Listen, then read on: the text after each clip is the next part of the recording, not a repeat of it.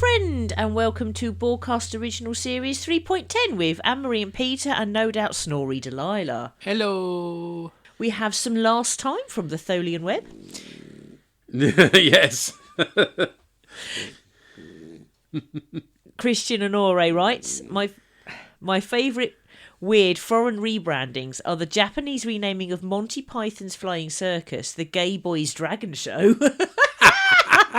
Okay.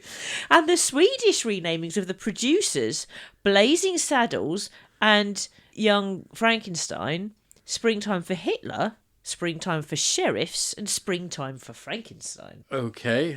Tempting to create some sort of cinematic universe out of that then. Okay. Well, tonight we're covering... For the world is hollow, and I have touched the sky.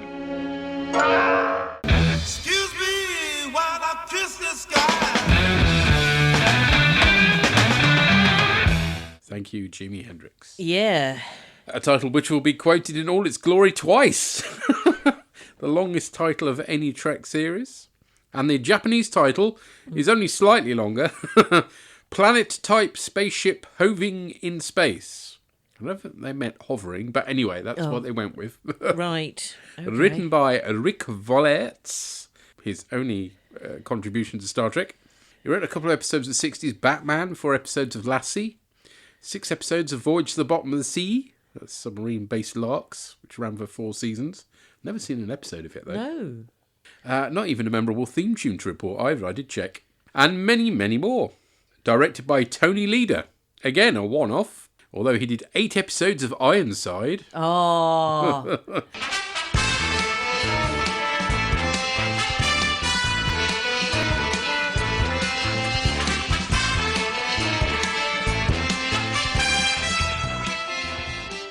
Oh, they play that theme tune. Yeah. 6 episodes of Gilligan's Island. Those poor people. 2 episodes of Lost in Space. 3 episodes of Perry Mason, your favourite. Oh, yeah, another theme tune, yeah.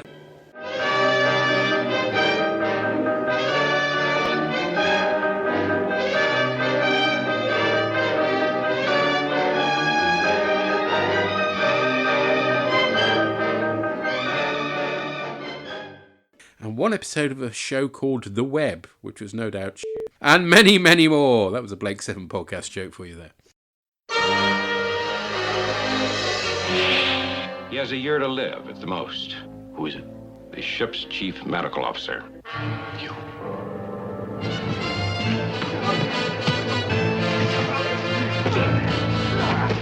Is there a woman for you? No. I wish you to stay here, on Yonada, as my mate. Repent your disobedience and agree to the insertion of the instrument of obedience. He will be told what must be done. Temperature 111 degrees and rising. You've located the controls? No, but I've seen the book that contains all the knowledge of the creators. I will have you put to death. Help him. Until you are dead, he will think of you and disobey. I will see you die. Kirk and Spock have committed sacrilege. The punishment is death. So it's Red Alert, and Spock is in command, so of course then Kirk appears. Yes, for seconds. Yeah. The remastered edition opens with some tiny missiles that you can't see as they're travelling so fast. And to be honest, don't look much different to the original versions, just dots on the screen, so I don't know why they bothered. I just looked at it and thought, there are 5 lights. It's a bit like that, yeah. They fire phasers at these missiles and zap them very effectively, but they're going to alter course to try and find the point of origin of the missiles. Meanwhile, McCoy and Chapel are arguing, and she's like, no, I've summoned Kirk. I'm staying until he appears. I'm staying. I'm finishing my coffee. Yes. And then he does appear, and McCoy goes, okay, I will tell him everything. And she leaves, and he says he's done everybody's physicals, and everybody's fine except for one person, him, who's got xenopolycythemia, I think I've got that right. Califragilistic yeah, it was a bit, yeah. Yes. I mean, obviously, xeno means alien. Yeah. So then you've got poly, which is many. So what is a cythemia? I have no idea. I'm not a medical person, so I think they made it up. So. Oh, they would have done, but they probably would have taken existing, usually Greek words for medicine, and made up a word that would still have some kind of meaning. Isn't it really mean the way he keeps stringing it out and not telling Kirk who this person is that's got this deadly disease? It's like, Kirk's like, just tell me already. Oh, it's you. Yeah. Well, unless he's just finding it difficult because they're friends. Maybe. Yeah, he's maybe. not necessarily stringing him out. He's just finding it hard to say. Yeah. But it's quite the cliffhanger, isn't it? Oh, it is a bit. McCoy's got a death sentence. Wow. Yeah. Originally, it was going to be Scott who was going to be ill. Oh, okay. But as it happens, he barely features in this story, although Doohan was given other things to do, as we'll find out. Okay. So it turns out that an asteroid is the missile's point of origin. An atomic-powered asteroid. Which is apparently very archaic. It leaves a trail of hard radiation, which made me think, well, is there soft radiation? And you said yes, there is. Yes, there is. Yes, different types of X-rays either qualify as hard or soft, apparently. Wow. It's a habitable sphere, so inside it basically is a spaceship, and that's heading for an inhabited planet with a population of billions.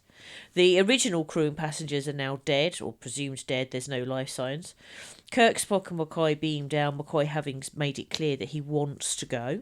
And before he does, I like Nurse Chapel's sort of live every minute you have. I just think that's really sweet. Yeah, I mean, it's nice the way she's so supportive of him. I don't always like her inclusion in episodes, but this one it seems quite suitable and appropriate. Why is it, though, that Kirk requests a replacement for McCoy straight away? Because he's going to take time to get one, I think. I don't know, maybe. I mean, that would be a good argument, but, the doc says he's got a few months yet, so it seems a bit harsh that he's trying to replace him already. But anyway.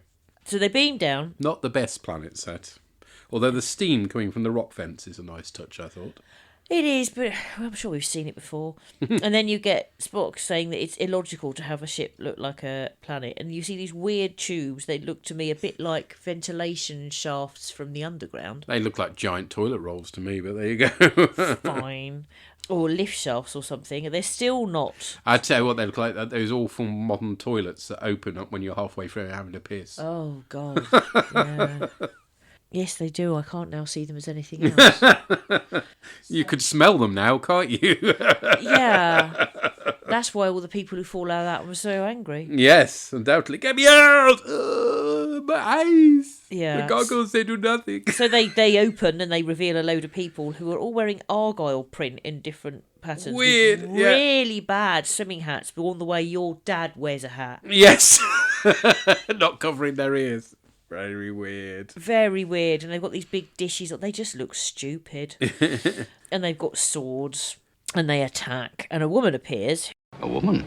Who freezes them and then takes their communicators and weapons. This is Natira, played by Kate Woodville. She was in a movie called Where's Willy? No, I'm not kidding. Wow. An 8-year-old boy invents a handheld computer which can control any electronic device and uses it to affect the entire town where he lives. Wow. She was also in 44 episodes of Days of Our Lives, a chronicle of the lives, loves, trials and tribulations of the citizens of the fictional city of Salem. Don't feel like I'm missing anything. I haven't seen any of that. No. She's barely wearing a typical wear-face number, isn't she? Yeah. And has a ridiculously mannered way of speaking. That is, I guess, some actor's idea of an alien accent. I don't know. But or it's a director's. Weird. Or maybe. I don't know whether it was the director who But did it changes partway through. Yes. When she's talking to McCoy. So I don't know whether it's like an act. I think it is. Yeah. But it's not great. I wish she hadn't. She's actually, she reverts to her English accent when she's talking to him. She was born near Epsom. Okay. Yeah. She's got weird eye makeup. She has, but then, But the hairdo kind of makes up for that. I presume it's a wig, but it looks very impressive. Or hair extensions, but yeah. The eye makeup is weird, but then we would think that about Egyptian eye makeup now, yes. And I'm thinking they were going for something similar, because she's supposed to be Fabrini, isn't she? So Fabrini, yes. Yeah. And so McCoy falls down as a result of this attack, and he's helped up, and they're all taken down to a room where she has to kneel down. That made me think of Kneel Before Zod. So as they come down into their base, yeah, there's a really good shot the director makes basically filming between the steps. Uh-huh. Did you notice that? No. I didn't think you were looking at the screen at that point. I was probably writing notes. Yeah, it's the one bit of sort of direct sort of flair, I suppose you could argue. The rest of it's kind of sort of flat and boring, but that bit's quite nice. It sort of promises more, but there we are. It never came back. Oh. And so the crew get told off for talking while she's talking to the Oracle. Which is just a sort of a star pattern with a button in it. It's a bit shit, really. And the Oracle pronounces that they have to learn to be their enemy before they can be their friend. Why? What? That doesn't make any fucking sense at all. No. And then sort of zaps them. Well, I quite like the zap effect. Yeah. That's quite impressive.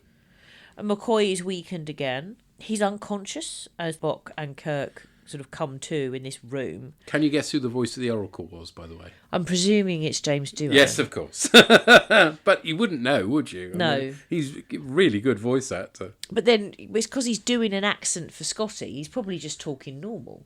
Possibly. I don't think, no, having heard him be interviewed, he's not as sort of... I mean, no, he's projecting a booming voice, yes. but the point is he's not going to sound like Scotty because Scotty Oh, is no. doing a because he bad doesn't accent. sound like Scotty. Yeah.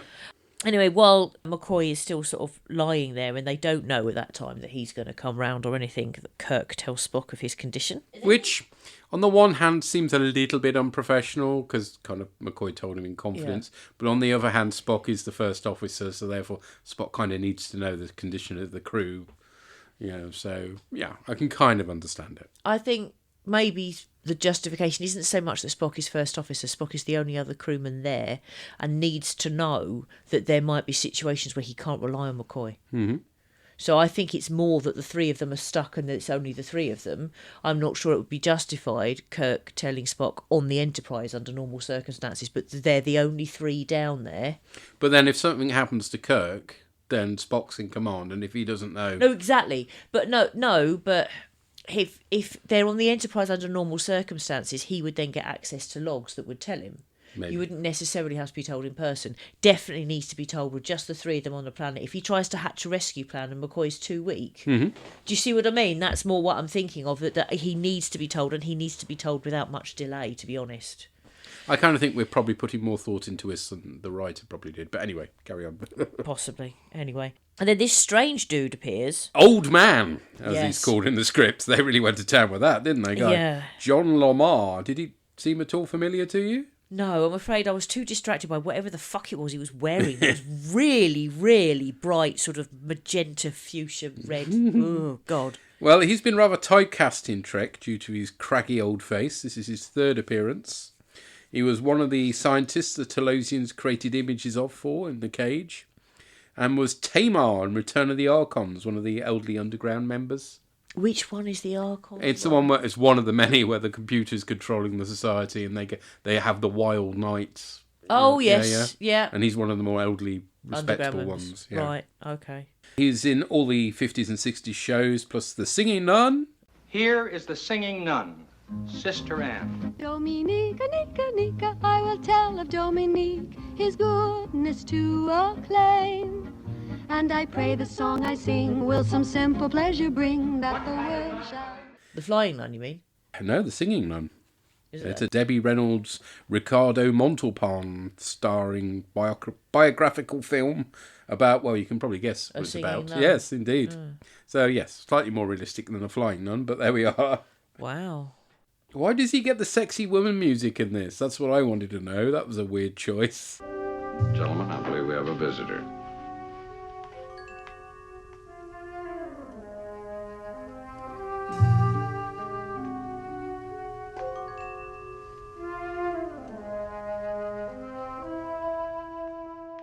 I don't know. It's like, what's going on here? And then he gets to deliver, of course, one of the most pretentious lines in sci-fi history. God, yeah. And he doesn't do it well, really, does No. he? I mean, there's probably no good way of delivering that line, but wow. Yes, for the world is hollow and I have touched the sky. But because he said a bad thing, he gets zapped. But he's first given them some kind of tablet to make them feel better. Yeah, some herb. Anyway, so he's dead. He gets taken away. And then Natira appears, and now that they've done the enemy bit, they're honoured guests now for no adequately explained reason. Yeah, so they've got to be mistreated before they can be nicely treated, because... I don't know. Yeah. Because the end of act had to have something dramatic happening, so they had to get zapped. That's the reason. Right. Ad break. Okay. So Kirk says that he's noticed the way that Natira looks at McCoy. And so it's like, if you can work your charm, then Kirk and Spock can go off to try and find the power supply, to try and find out what's going on. He does seem a bit cheesed off to begin with, doesn't he? That it's not him that she's interested in. Yes. Yeah. Natira says that they're all free to walk about and meet the people because the people know about them now and it's okay. She says that she'll make McCoy well. And then she says, "Is there a woman for you?" A woman? And he has to think about the answer. Yes! He takes ages. Is there... Nah, I'm free, actually. Really? That's not very convincing. If you had to think about it that long, I'm sure there is probably somebody, Yeah. Anyway, she says, "I wish you to stay here as my mate," and he raises an eyebrow. As you would. And he says, "We don't know each other." And she's like, "Well, isn't the pleasure of learning to get to know each other?" And he's sort of like, "Well, yeah." Yeah, good luck trying that one down the club, yeah. But he tells her that he's ill. He says, she needs to know. And she just says that she'll take whatever time he has. Which is sweet, but it's come out of completely nowhere. I mean, this is like severe love at first sight, isn't it? But, or is it just lust at first sight? Well, possibly, although... Because later on she says that they others don't get to choose their mates. Yes. So if everything else is arranged marriage and she finds someone that she's got the wide on for, then... Nice. Well, there are plenty of people out there who do like DeForest Kelly, so... Yeah. And I say, it's a pleasant change that it's not Kirk, let's face it, or indeed Spock to an extent. So. Yeah. Well, they keys. You Yes. mentioned that they keys. Oh, sorry. Kirk and Spock go to the Oracle room. It's not as good as the CFAX room, but there we go. The Vulcan recognises the writing on the doorway as being Fabrini, a planet whose sun went supernova and whose population sheltered underground like those on Yonada. So Kirk guesses that they're their descendants. Spock copies Natira's hand actions to open the doors, and they explore the Oracle room. They find a plaque representing the Fabrini solar system. It's a bit naff, to be honest, with cut out bits of material stuck on marble effect paper. Never mind. They duck behind it as Natira enters, kneeling to speak to the Oracle about being allowed to have McCoy as a mate. It was very much like the Darth Vader, "What is thy bidding, my master?" stuff, isn't it? Yeah. Anyway, apparently he has to agree to the insertion of the instrument of obedience. Ooh, ow. Yeah, won't be able to sit down for a while. When she goes to leave, Kirk and Spurk get ready-brecked again for committing sacrilege. She calls them fools. And you kind of sympathise, since they've clearly been snooping around a sacred space. It reminds me of that blooming photographer at a funeral I did. Just wandered into the sanctuary halfway through the service and started setting up a tripod, and then looked offended when I told him to sit down. Natira breaks the news to McCoy that his friends are to be killed for their sacrilege. He pleads their ignorance, then offers to stay, but points out how miserable he'll be if they're dead. Yeah. And you wouldn't want me miserable. Anyway, it all seems a bit rash, but then I guess if he thinks he's only got a year to live, it possibly makes some sense. And she is very beautiful. Yeah. I'm going to spend my last year having lots of sex. Yes, why not? Go out with a smile on my face. Back on the surface, Bones says goodbye to his friends, refusing the order to return, despite the dangerous course the ship is on. Kirk does the right thing and lets his friends stay.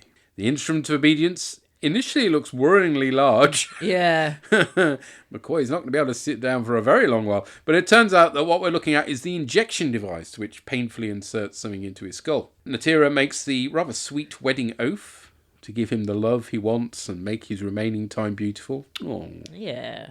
Then she pushes one of the planet's stickers on the plaque, and it opens to reveal their version of the Bible, although it's not to be read until they reach their new world. Apparently the same prop that was the Bible for the mob planet and a piece of the action. Okay. With some added lettering on it.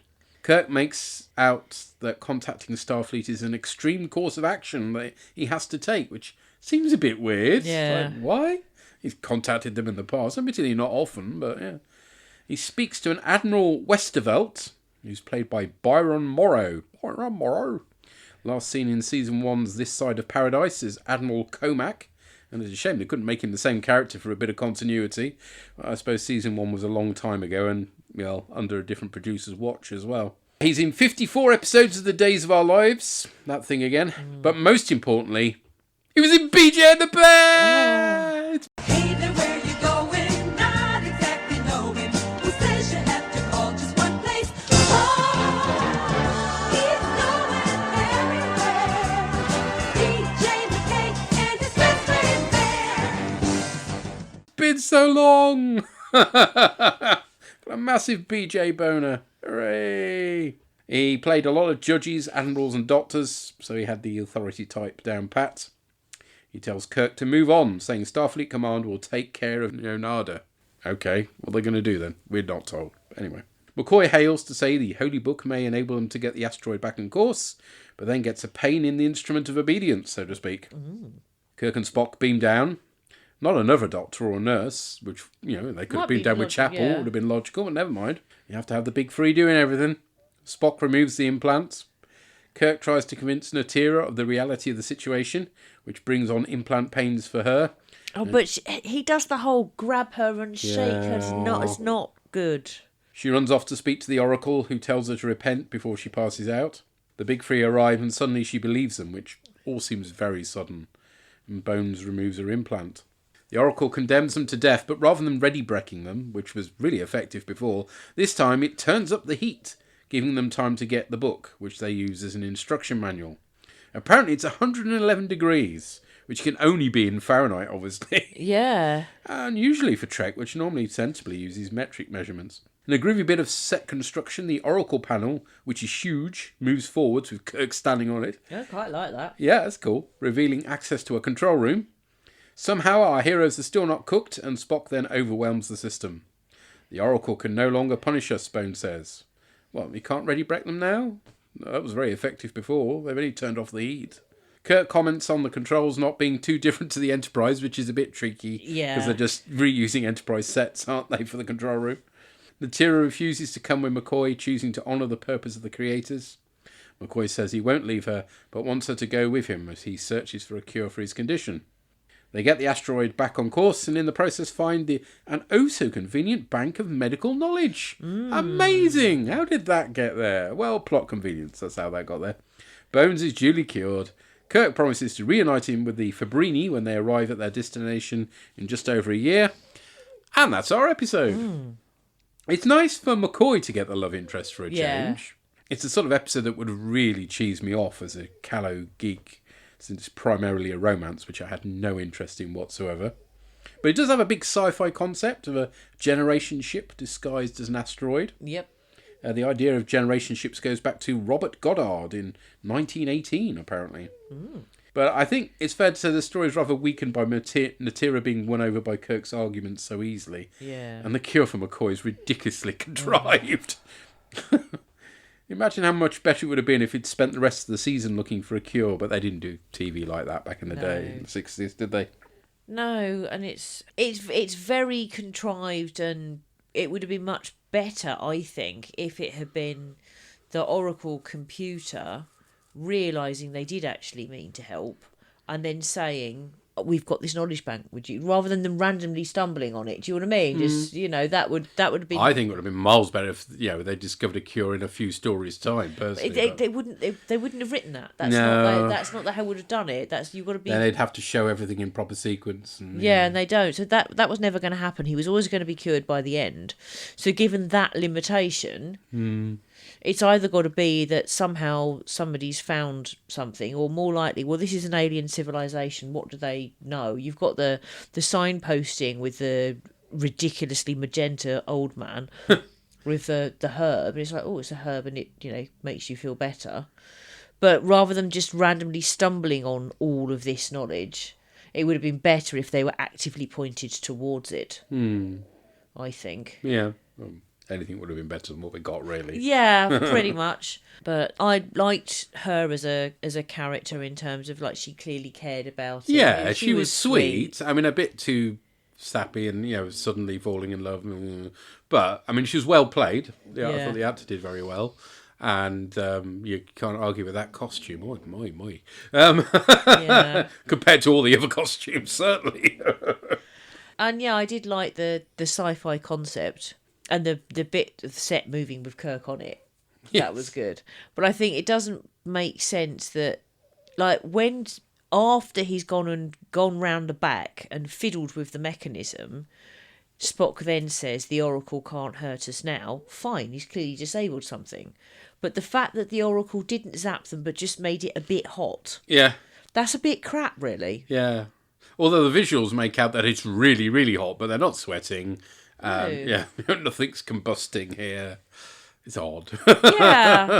Yeah, very odd. Presumably, Kirk would be sweating and Spock would be completely unaffected because he comes from Vulcan. Yes, he should be fine, shouldn't he? Yes. Yeah. I mean, it's not rubbish. No. It's not TOS. I don't think I'd call it a classic personally, but I think there's enough in it really for that. No. It's all right, though. I mean, it's somewhere in between. I mostly enjoyed it. It's just not fantastic. No. It has, I think, some deep flaws. Definitely. One of which is Kirk's behaviour towards Natira, that suddenly somehow she believes because Kirk's shaking her around a bit. It's just not. Yeah. No. Well, let's find out what other people thought. We've heard from Jeff Hyman.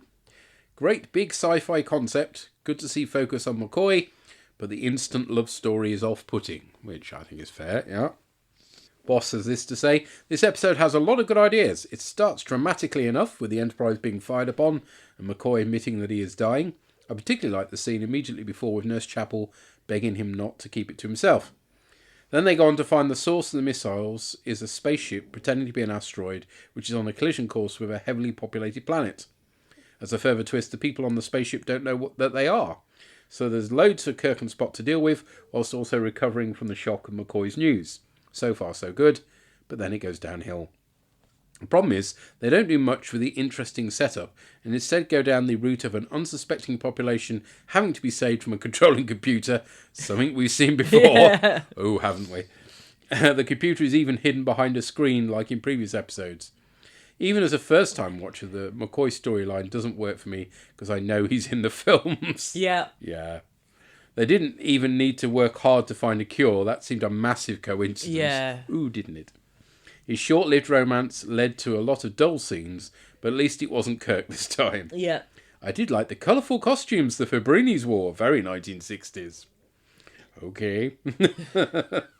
The first 20 minutes was okay, but then I found it slow and uninteresting and started to nod off. It could have been a lot better. Well, yes, it certainly could have been, yes. Sampo and Yona. Hello.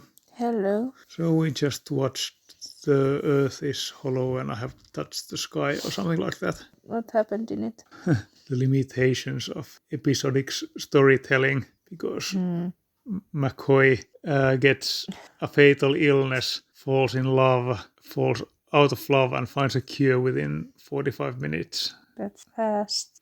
So that's a bit silly, to be honest. I mean, I know all of these have to be wrapped up in one episode, but this was, let's just say, just love story plus terminal illness was a bit too much coincidences. Especially when the cure was like, okay, there's 1 minute left of the episode, so Spock is just like, medical information, and next thing you know, he's cured. Yeah, it seems that white cells affect hemoglobin in the Star Trek world, which it ERL does not. What was the sickness called? Do you remember? I do.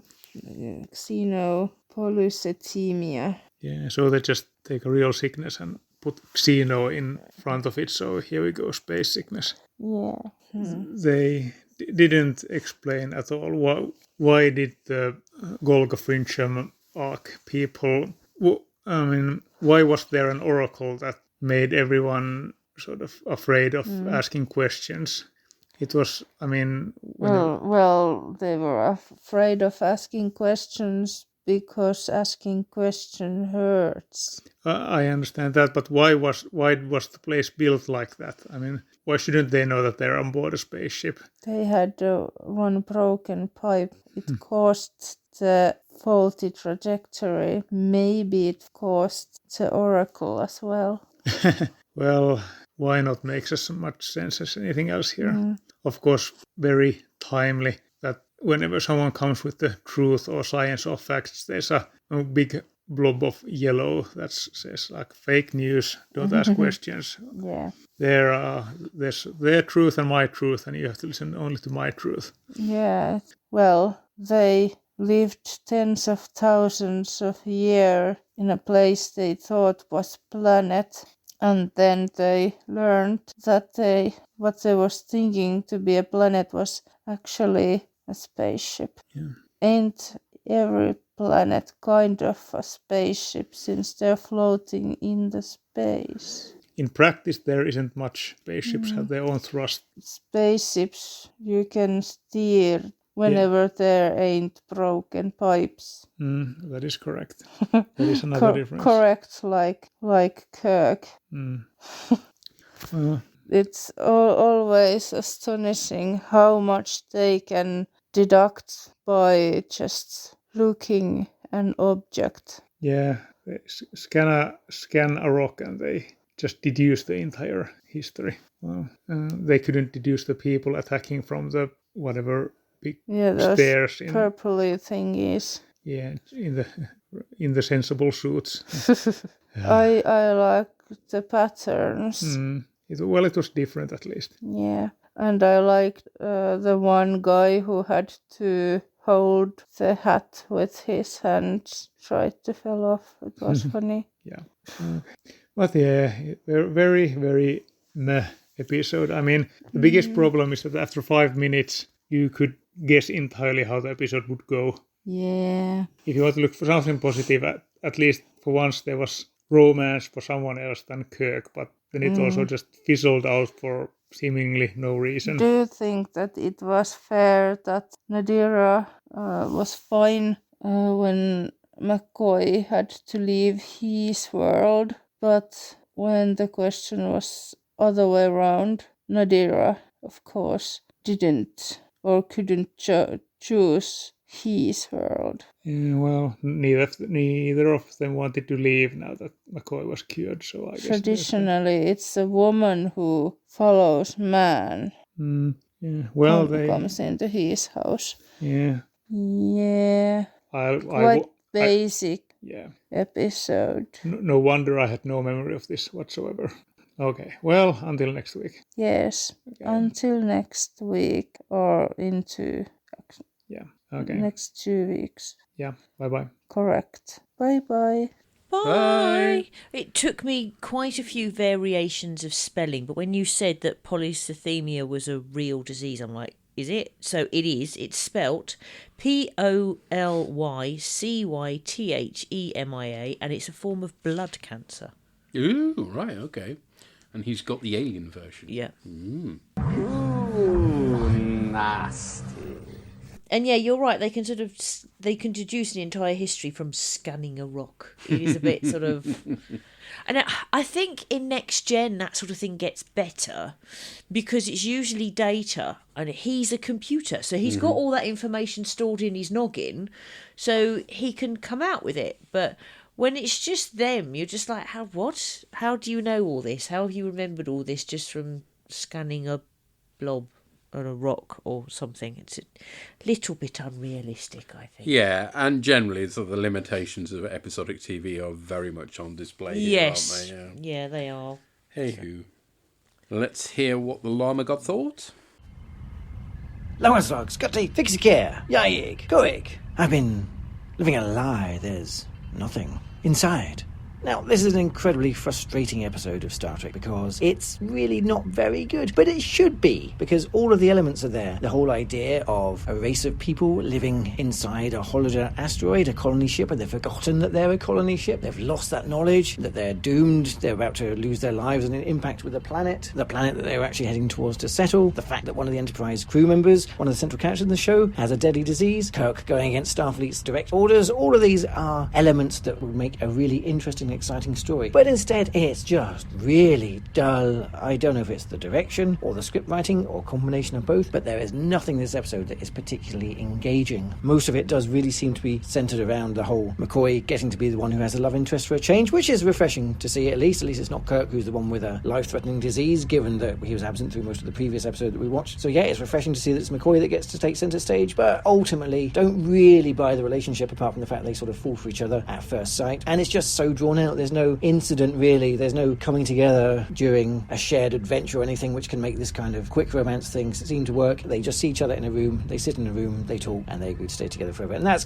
it. And it's just not very interesting, unfortunately, which is a shame because usually DeForest Kelley brings a lot of that good old-fashioned southern charm to his role, and to see him in a romantic role is a good thing to do, but it's just the material's just not there, and it's so frustrating. The conceit of the asteroid, but the whole generational colony ship thing, that's a great idea. It's a great idea. Just never fully realised, really. The fact that it's on a, 390-day collision course with the planet, that also robs it of any sense of jeopardy whatsoever. I mean, in a way, it's kind of like the Paradise Syndrome, where there's the asteroid heading towards the planet. But this time, yeah, there's ages, plenty of time. There's no actual real sense of danger. The fact that Spock was able to read the alien language straight away because it's from a race that they well knew, yeah, again, that's just a bit contrived. Make things seem too easy. The fact they're able to find the cure for McCoy's disease at the end, also far too convenient. Even the fact that Kirk doesn't talk the computer to death, which is what you're expecting to happen, given his track record with this kind of thing. But no, they just find the controls, push the right button, and off they go. It just seems too easy. There's no drama, there's no tension, no nothing. Even the interesting fact that they rebel against Starfleet's direct orders to have them disengage from the asteroid, which made sense. You know, Starfleet's got over a year to deal with the problem, and the last thing they want is someone who's got emotional attachment to the whole thing. So yeah, Kirk goes against orders, because of course he does, but there's no consequence. It doesn't seem to mean anything. It's just a thing that happens in the episode. It has no bearing on the end of the episode at all. So yeah, it's just pretty much a nothing episode, really, especially when McCoy tells Natira that they'll meet each other again, and you just know that they don't. I'm sure they did in a spin-off novel somewhere, don't worry. I'm pretty sure they must have done it in a spin-off novel. But in the television series and the movies, they don't. So yeah, it's nothing. This episode ultimately goes nowhere and does nothing, unfortunately. Not a lot more to say other than this. I was even going to make a pun about the name of the planet, Yanada. Yanada normal asteroid. But the episode's so dull, it's robbed me the desire to even make a bad dad joke, which just got to show how much I didn't enjoy it. So as ever, I'll be intrigued to find out what everyone else made of this. Sending my thoughts to everyone in America affected by yesterday's results, and indeed anyone else who's affected by that. Be kind to yourself, be kind to each other.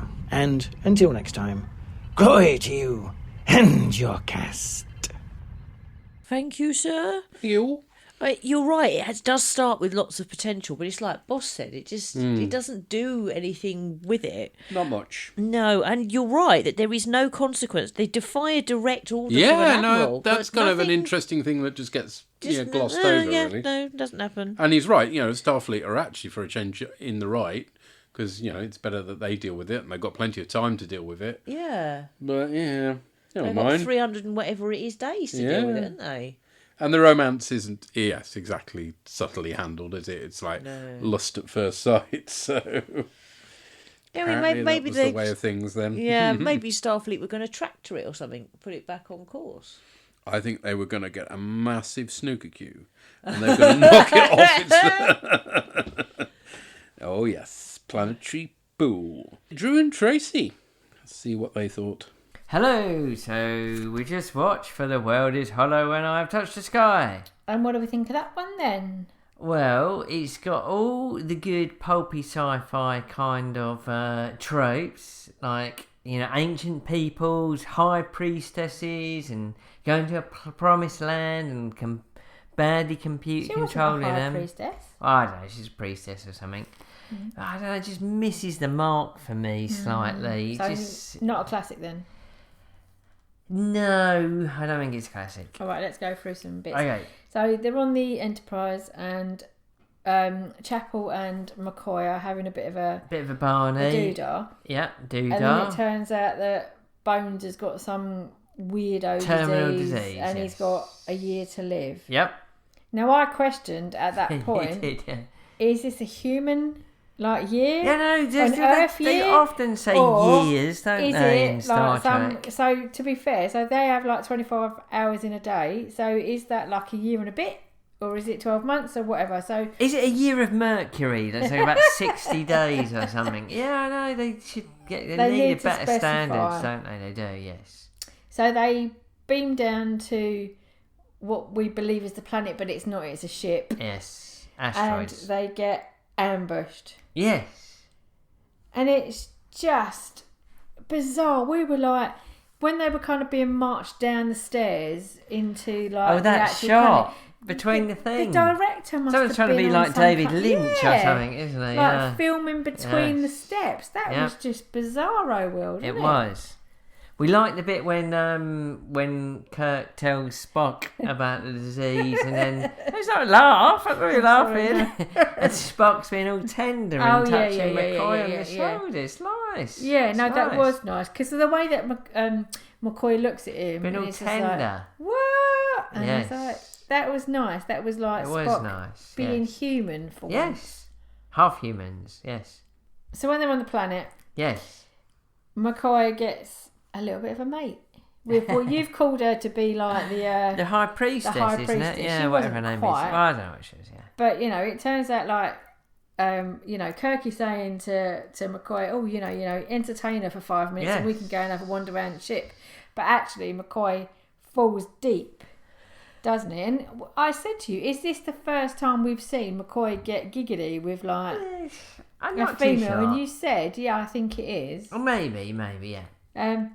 And then he decides to stay. Well, you Right. would, wouldn't you, if you only got a year Yeah, to why live, not? isn't And then it? she kind of says, one mind, one heart, one life. And I thought, oh, that's very sweet, actually. Yes, yes. That was very nice. But then, the Wizard of Oz thing, like, The I computer, think we yes. had, like, this is about the second episode where I've said, oh, it's the Wizard of Oz. 'Cause Well, it's like it's a common thing, isn't it? Yes. Yeah, no, it's not a common thing.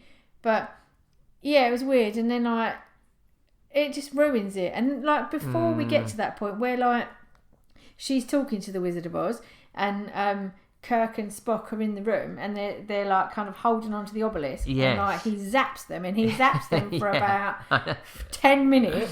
Yes. I don't quite know how they would survive that. I know, to they be was fair. getting very crispy, wasn't they? Yes. We did say that. Anyway. It's a good job they had the cure to that disease, isn't it? It just makes you wonder what other, like, cures they got, like hemorrhoids and terminal hemorrhoids and ingrown toenails. I was going to What else say they got? ingrown toenail. Or like, what is it? The, Where else they got the cures to? Yeah, it's good. It's a good job they did it. Yeah.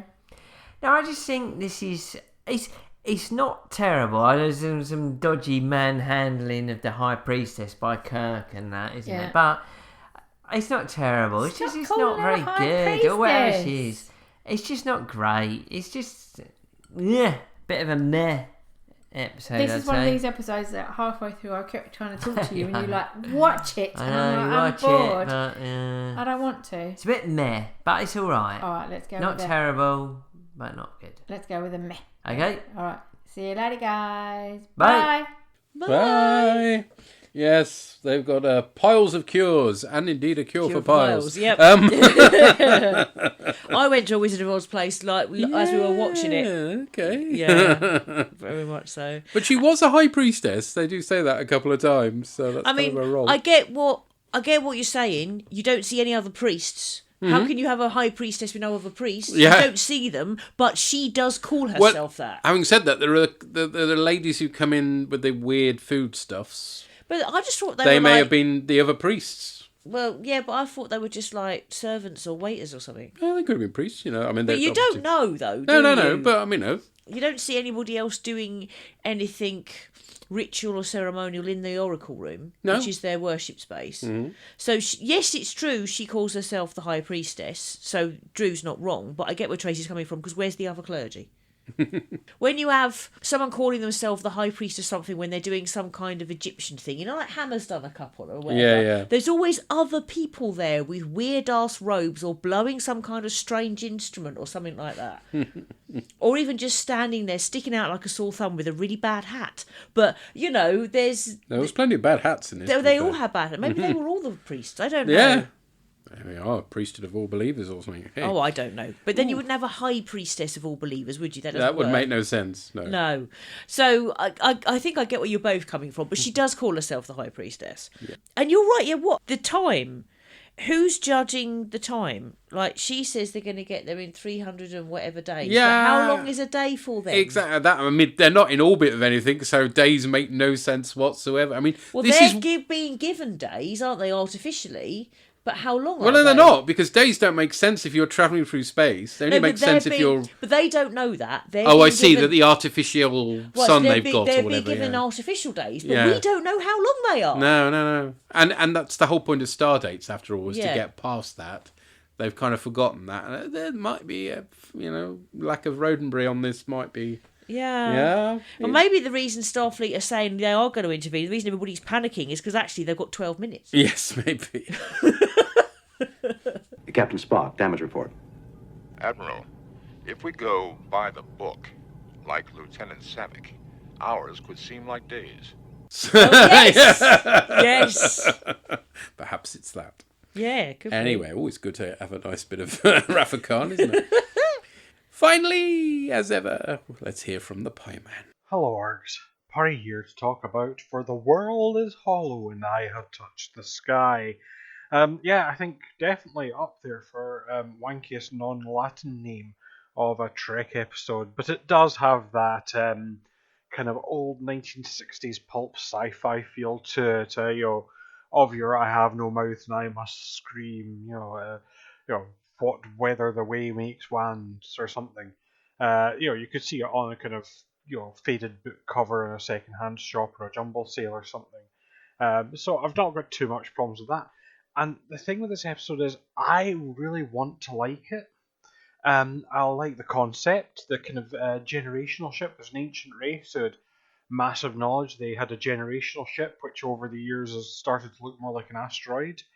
The people on it have forgotten they're on a ship. To them, that's the world. And the computer's gone. We've got an insane computer again that's gone a bit nuts and needs fixed, but they don't know it. As far as they're concerned, the Oracle tells them what to do, and it tells them they're on a journey, and that they'll get there soon. Don't worry about it.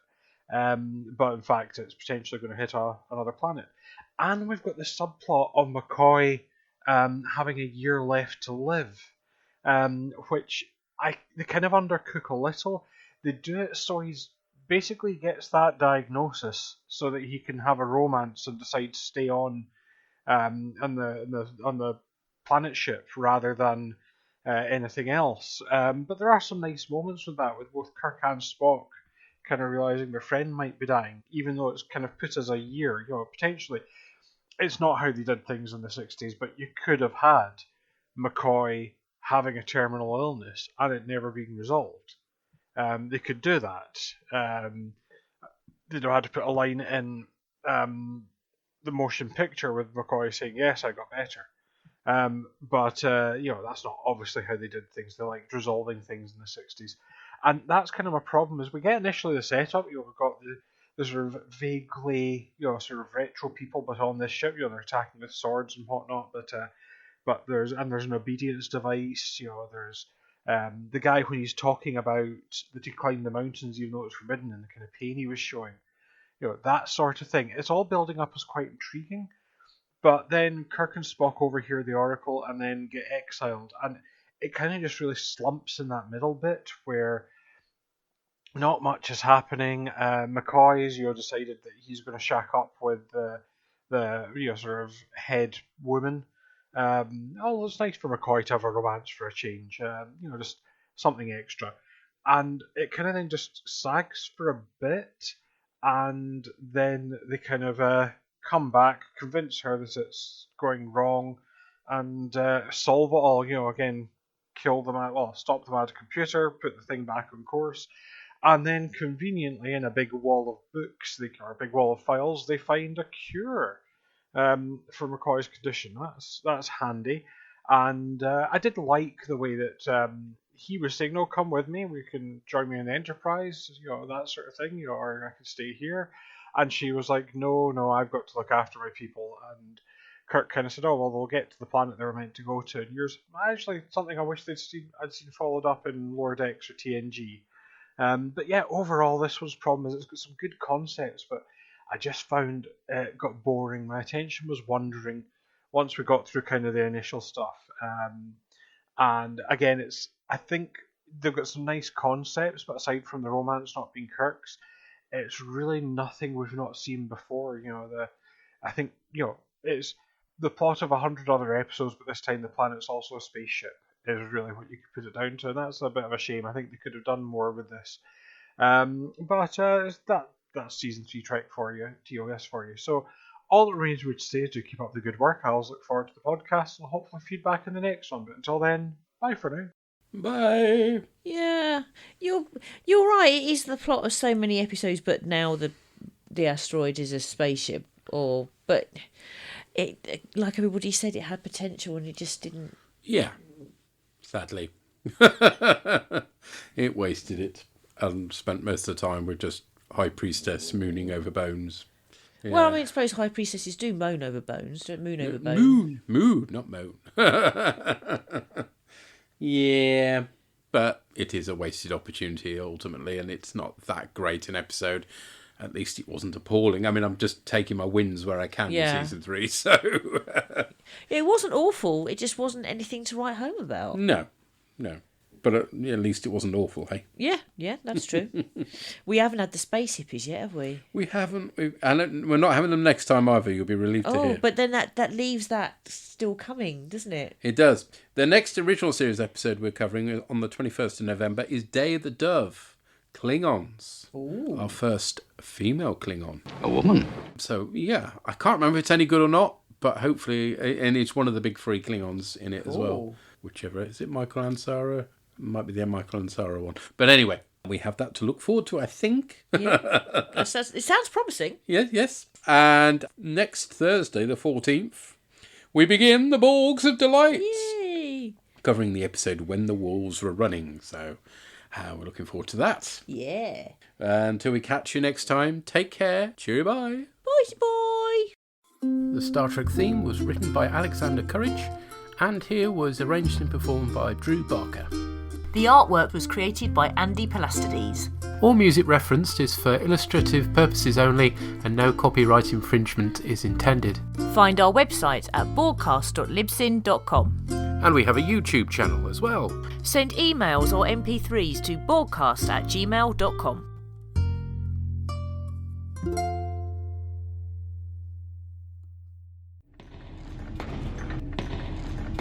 Shut it down!